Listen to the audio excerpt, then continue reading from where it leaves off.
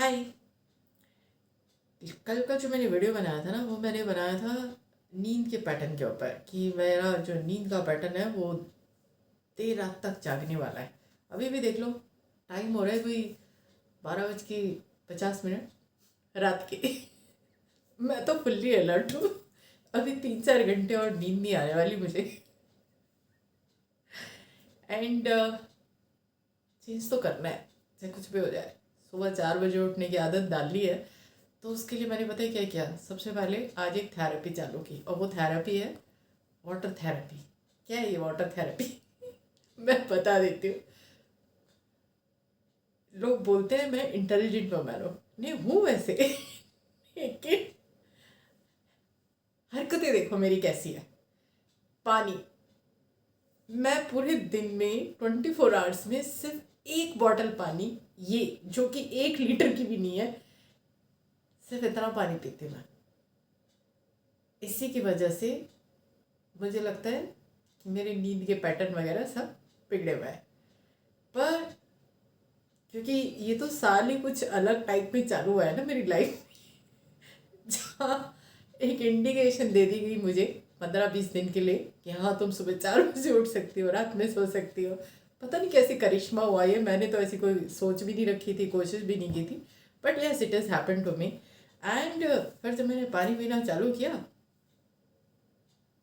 बीच में फरवरी में भी मैंने बॉडी को हाइड्रेट करने की कोशिश की। एंड तब भी पानी पिया। फिर उसके बाद फिर सीज़न चेंज हुआ, मतलब मिड मार्च में थोड़ा गर्मी ज़्यादा होने लगी, तो मुझे लगा अच्छा चलो अब पानी पूरी तरीके से पीऊँगी, मैं बॉडी को हाइड्रेट करके रखूँगी। एंड फिर ये बारिश का मौसम चालू हो गया, फिर पानी पीना कम हो गया। लेकिन आज मॉर्निंग से ये मेरी, पता है, फोर्थ है। ऐसी मैं 3 पी चुके हूँ, और ये मेरा फोर्थ बॉटल चल रहा है। अभी भी शायद 2-3 घंटे में जाऊँगी और शायद मैं इसको पी लूँगी। मुझे नहीं लगता कि कोई प्रॉब्लम मेरे अंदर हो सकती है, यानी मतलब मेरी नींद की साइकिल ठीक ना हो। अगर नहीं होती है तो ये सारी दिक्कतें मैंने खुद ही अपने साथ बना के रखी है। पर मैं बचपन से पानी कम पीती हूँ, और कुछ डॉक्टर से मेरी बात भी हुई थी, तो उन्होंने कहा 1 लीटर 1.5 लीटर पानी पी लो, बहुत होता है। शायद मैं इससे ज़्यादा कंज्यूम भी नहीं कर पाऊँगी, मुझे समझ में नहीं आता है, क्योंकि मैं ना खाना भी कम ही खाती हूँ, मैं ज़्यादा नहीं खाती हूँ। लोगों को ना एक और बड़ी प्रॉब्लम होती है मुझसे, मेरा ना वेट पूरे साल में अप एंड डाउन में रहता है। मतलब 3 to 4 kg कभी भी अप चला जाएगा, कभी डाउन पे आ जाएगा, और अपने आप चलता है ये सब कुछ, फुल्ली ऑटोमेटिक।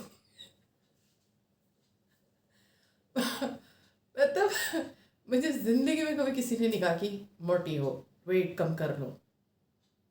72 तक भी गया है मेरा वेट, लेकिन वो अपने आप घट जाता है। 10 किलो तो इधर उधर ऐसे ही हो जाता है।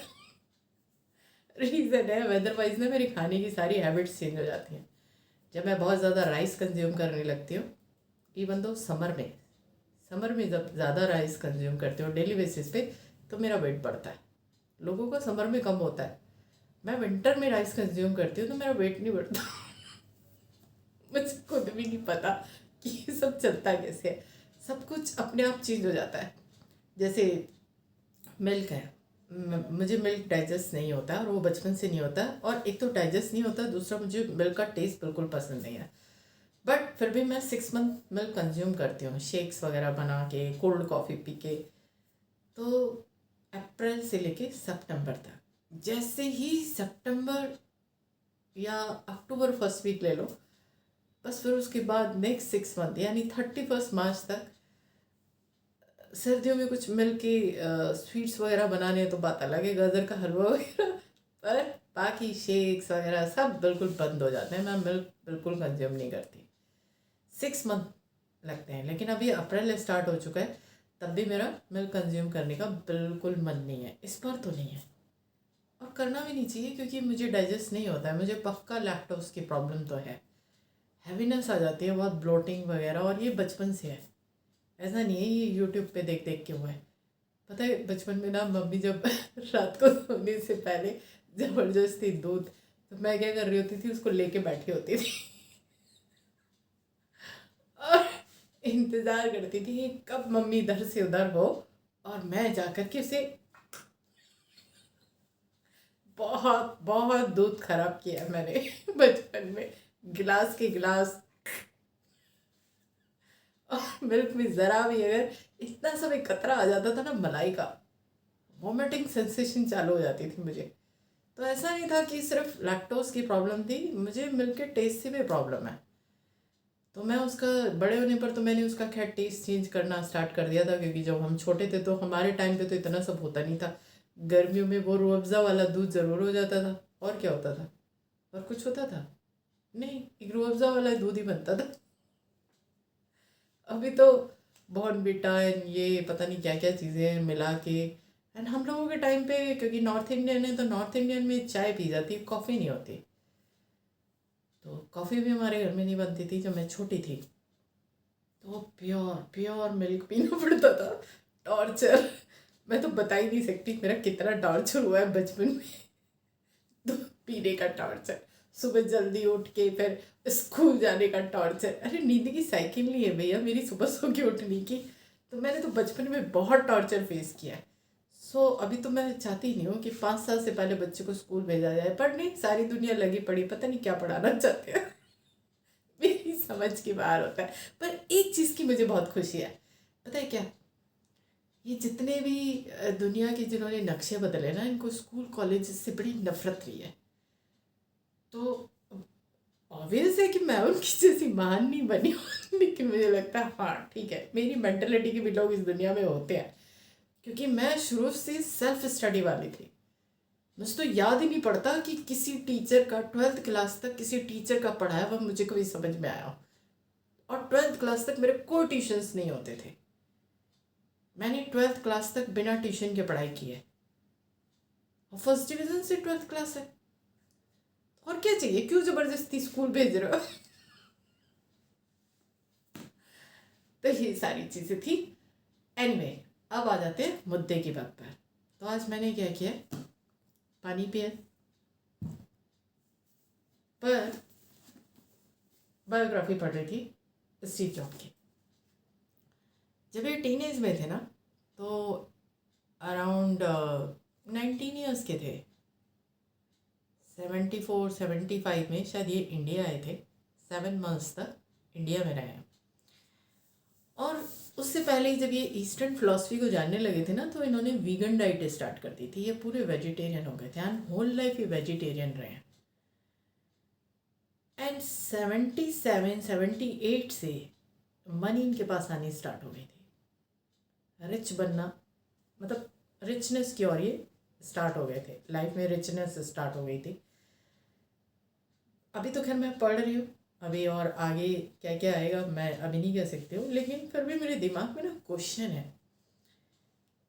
क्योंकि इन्हें पैनक्रियास कैंसर था, और 77-78 से, मतलब 74 में, एग्जैक्ट ईयर मुझे याद नहीं है, 73-74 में ये इंडिया आए हैं। एंड 77-78 में ये रिच हो गए।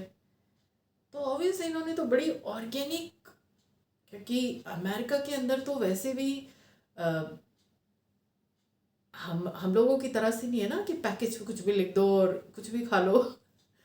वहाँ तो बड़े लॉस के साथ ही ये सारा चलता है, पूरी लाइसेंस एंड पर्टिकुलर, वरना इतनी पेनल्टी, इतने केसेस हो जाते हैं लोगों के ऊपर कि वो इस तरह की, जैसे यहाँ पे पेस्टिसाइड वगैरह नहीं, वहाँ पे तो पूरे नियम कायदे कानून के साथ सारी चीज़ें चलती हैं। तो ऑब्वियस है कि जब रिचनेस भी इनके पास आई तो इन्होंने ऑर्गेनिक फूड लेना स्टार्ट किया होगा। उसके बावजूद भी इनको पैनक्रियास कैंसर हुआ। एक केस स्टीव जॉब का है। आगे पढ़ोगी फिर बताऊंगी, अभी मैं सारी चीज़ें ऐसे नहीं बता रही, जब बताऊंगी तो मैं पूरे एग्जैक्ट उससे बताऊंगी। लेकिन दूसरा केस एक और है, परमहंस रामकृष्ण परमहंस, जो विवेकानंद जी के गुरु थे। एंड उनको भी थ्रॉट कैंसर था। और मैं, नहीं वो तो मछली खाते थे, लेकिन कुंडलिनी, जो इतना बोला जाता है कि जिनकी कुंडलिनी हो जाती है उनकी बॉडी में बड़े अलग तरीके के, मतलब 72,000 नाड़ियाँ खुल जाती हैं। जिनकी 72,000 नाड़ियाँ खुल जाएं उनको कैंसर जैसी चीज़ हो सकती है। आई एम कम्प्लीटली शॉक्ड, क्योंकि परमहंस रामकृष्ण परमहंस के केस में वो मछली खाते थे, बंगाली थे, लेकिन कुंडलिनी था उनका, कुंडलिनी था जिसमें 72,000 नाड़ियाँ खुलती हैं। और 72,000 नाड़ियाँ जिसकी एक्टिवेट हो जाए, मैं नहीं सोच सकती कि कैंसर उसकी बॉडी में टिक सकता है। एंड कैंसर की वजह से ही उनकी डेथ भी हुई थी। पढ़ा नहीं है मैंने उनकी बायोग्राफी वगैरह, ऐसा नहीं पढ़ा, पर जो वैसे पढ़ा है ये मुझे पता है, क्योंकि उनको थ्रोट कैंसर था। और इनके केस में ये टोटली वेजिटेरियन थे, उसके बाद भी इनको पैनक्रियास कैंसर हुआ। I don't understand it. और एंड का तो खैर पता है कि जब इनकी डेथ हुई थी तो बड़े पीस एंड काम कूल वे में ये दुनिया से गए हैं।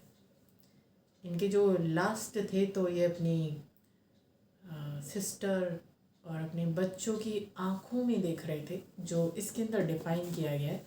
बहुत पहले पढ़ी है मैंने ये, अभी मैं दोबारा से इसको पढ़ रही हूँ, पर जब मैंने पढ़ी थी तब रीडिंग ही लगाई थी, लेकिन अब मैं समझ लो थोड़ी रिसर्च के साथ इसको पढ़ रही हूँ। तो एंड में इतना पीसफुल डेथ होना भी आसान नहीं है, जबकि कैंसर से डेथ हुई थी इनकी। एंड में ये इसके अंदर है कि अपनी बच्चों की आँखों में आँखें डालकर बड़ी गहराई के साथ देख रहे थे, जब लास्ट मतलब ये अनकॉन्शियस हो गए थे। एंड लास्ट के 3 वर्ड इनके मुंह से निकले थे। एक ही वर्ड था बट 3 बार निकला था, wow wow wow. And then ये अनकॉन्शियस हो गए थे 4 अक्टूबर को, एंड नेक्स्ट 5 अक्टूबर को इनकी डेथ हो गई थी। मतलब फिर उसके बाद ये होश में नहीं आए। एंड 24 आवर्स जब ये अनकॉन्शियस हुए, 24 आवर्स के अंदर अंदर इनकी डेथ हो गई थी। 24 आवर्स भी मैं ज़्यादा ही बोल रही होंगी। तो ये सोचने की चीज़ें हैं। खुद पे तो मैं काम कर ही रही हूँ, पर मैं ऐसे ऐसे केसेस को भी पढ़ रही हूँ, क्योंकि आजकल इंटरनेट में ना बड़ा शोर मचता रहता है। आऊँगी मैं एक प्रिसाइज नॉलेज के साथ शेयर करूँगी, बट अभी तो आज के लिए इतना ही। Thank you so much.